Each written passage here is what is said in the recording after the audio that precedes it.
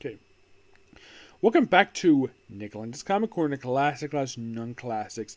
This is episode number 2639 and episode 2533. First up, we have a character who is now into the Bronze Age of comics. We have Aquaman, The Search for Mira. This is the deluxe edition of this very storyline. Yeah, written by Steve Skeets, artwork by the late Jim Aparo. This book collects Aquaman, number 40 to 48. Now, this actually is a little fun fact. This actually is one of 3 times that Aquaman has reached this far. The other times basically being Volume 5, Volume 7, and Volume 8. Yeah, mostly put, it's basically Aquaman a little more serious now. Surprisingly, Black Manta is not in these issues. Neither is Ocean Master. Yeah, the whole thing of Search Miracle is missing, and Aquaman was searching for her, obviously. And also, it was a gangster. He's not actually on land in these issues. Yeah, he's on land. Which is interesting. Because normally, the problem with him is he's been out of the water for like an hour. But here, he's basically on land the entire set of issues. And plus, I love the interior artwork by the late Jim Aparo. Like, here's basically like, yeah, the book becomes a little more dark during this period of time. So basically, you have Aquaman, Mira, Garth, and the Aqua Baby. Now, is there technically any major debut issues? Not really per se. But I would probably recommend check out this book. This book is just pure awesomeness at its finest. And I'm gonna give this particular story arc a 10 out of 10. It was really good. But next up we have is from some Alpha Flight.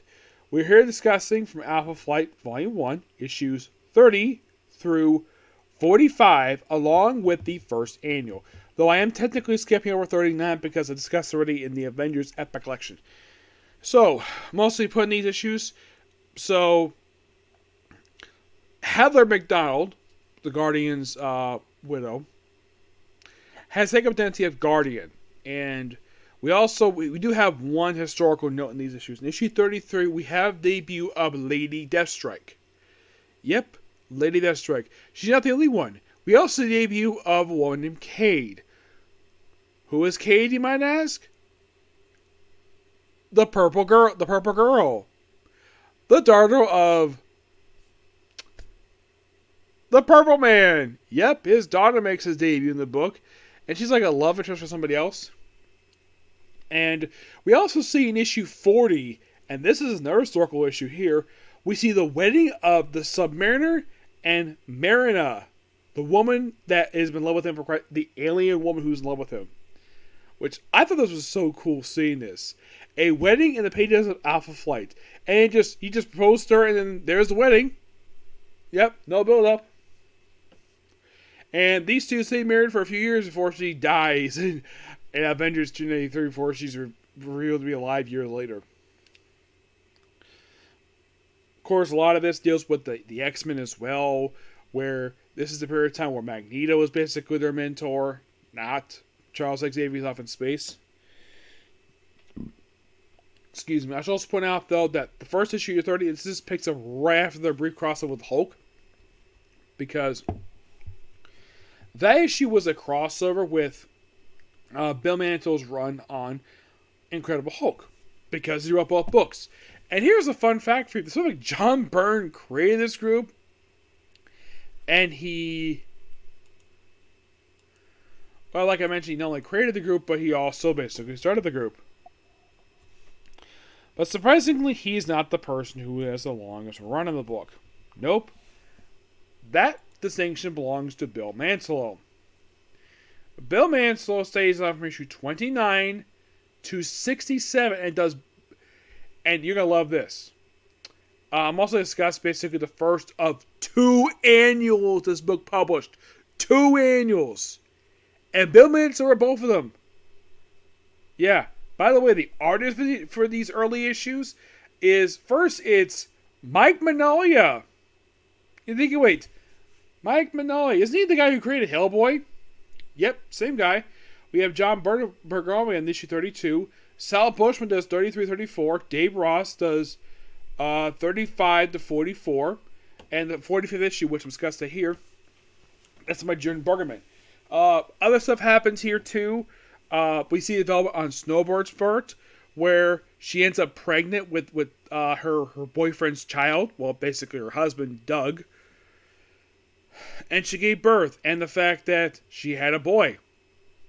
And also there's a storyline deals with her people, which sadly results in the death of Corporal Douglas Thompson, and also her son. Yes, sadly put, basically Snowbird's child gets killed off from this run.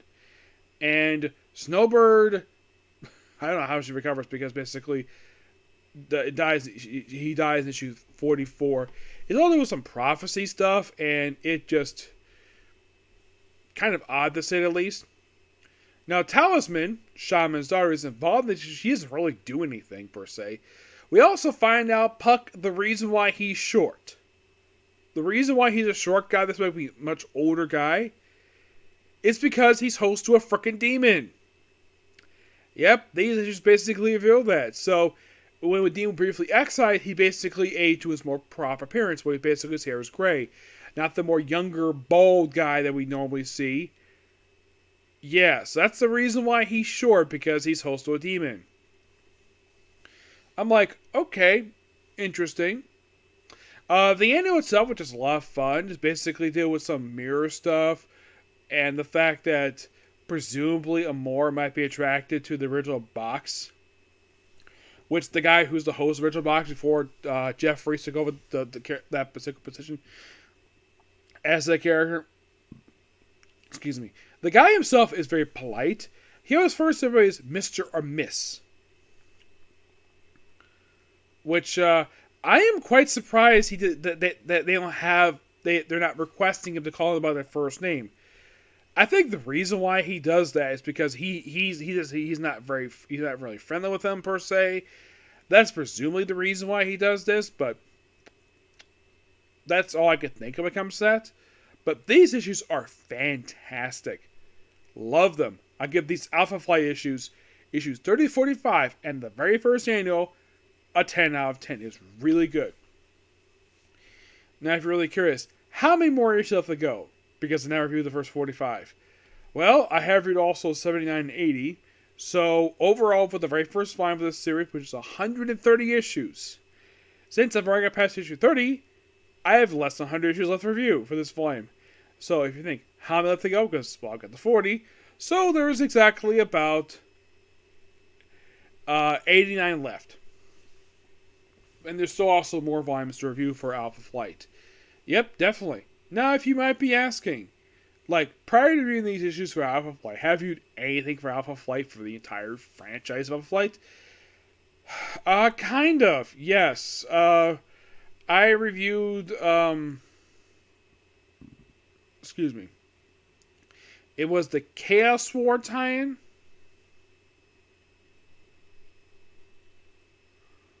For this book. Yeah, it was the Chaos War one-shot. That's technically all I had reviewed prior to starting doing this. But here's something you might find interesting when it comes to the first volume for the series. Like, some of you might be thinking, okay, is there any crossovers that the book is part of? Like, is it part of Mutant Massacre, which happened in 1986? The answer is no. Yeah, no. This storyline is not involved with that one at all. Not Fall Mutants. How about Inferno? Does Inferno have a tie-in for this one?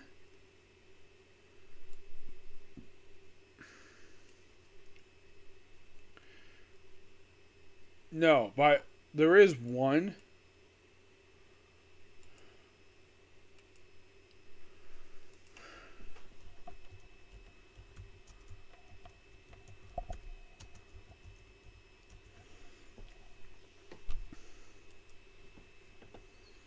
Because it takes a while for this book to involve any crossovers. Like, what's the first major crossover that this book is part of? Secret Wars 2 was the first one. But that was mostly doing something else. But after that, like, nothing for the longest time.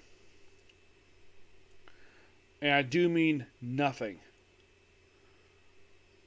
The next time officially they tied into a crossover was during Acts of Vengeance. Which I have done that one. Yeah, but I thought it was quite interesting the fact that I managed to review two historical characters' debuts. Now, Yuriko, her debut in this book, this is kind of in a way pre-cybernetic. Although the first appearance as Lady Deathstrike, technically her debut was actually the pages of Daredevil. Mm-hmm.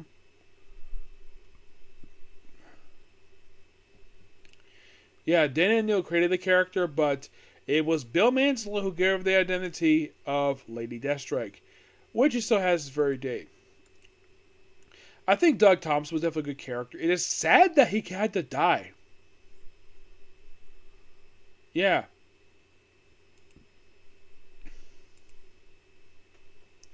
But Snowbird is still around. Oh yeah, Snowbird is still around.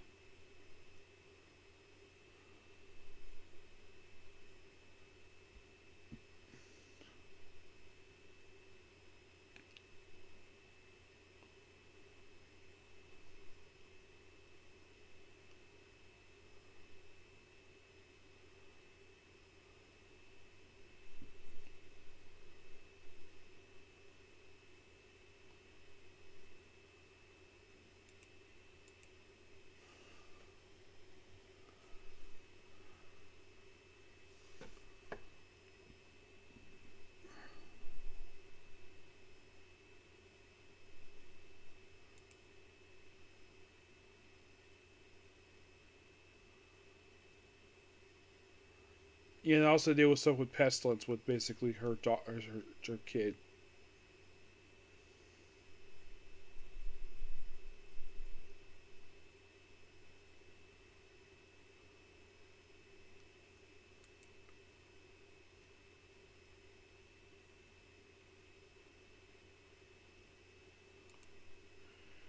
Yeah, 44 did result in basically Snowbird's death. And if you're really curious, how long did she stay for?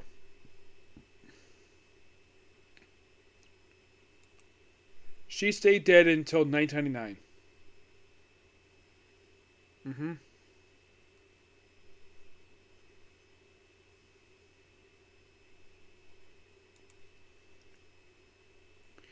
Because mostly put basically she's appearing as a ghost.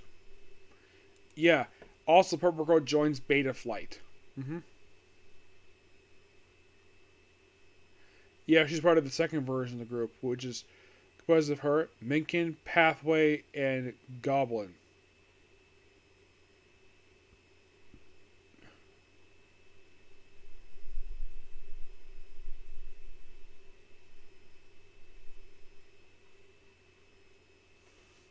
Now you might be thinking, did Purple Girl was she ever a villain? No, she was a good guy.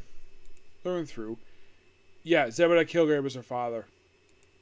Her mother is Melanie Kilgrave. She actually made her debut in this very book. She's not really do very much out per se. Her mom, she mostly appears in this very book. Mm-hmm. But as for Purple Girl, aka Persuasion, yeah, she has sort of a attachment to like. She's like really good friends with basically the Amor and Northstar, and she mostly appeared in this very book. But here's something really weird though. After the book wrapped up, no one saw her get into half of like volume 4. No, seriously, that was next time anybody saw her. Which I'm very much looking forward to discussing that. Mm-hmm. Most recently, she was part of the most recent run for Thunderbolts. Yep. Excuse me, yeah, she actually was part of the new version of the group.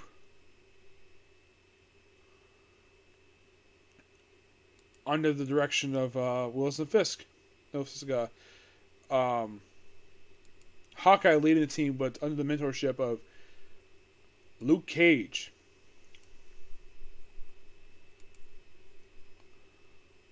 And that's what I can find it very recently.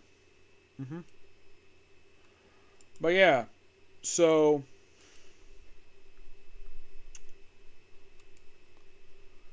it is interesting the fact I got through the first few. If you're curious, Purple Girl made her debut in issue 41. That was mostly put exactly like when she first showed up. Mm-hmm.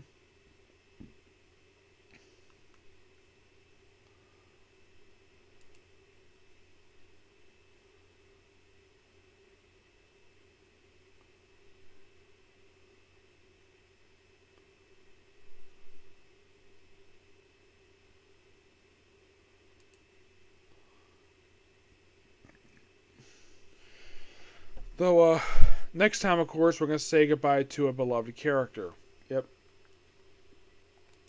But, yeah. That's pretty much it, particular view. Please be sure to like, comment, subscribe, turn notifications, and do not hit the dislike button. That's kind of going to be it for this day, unless I manage to pull another one. Okay? What about the next couple of days? Probably some comic corners until I get Eminence and Shadow done. Okay? Thanks, you. Bye.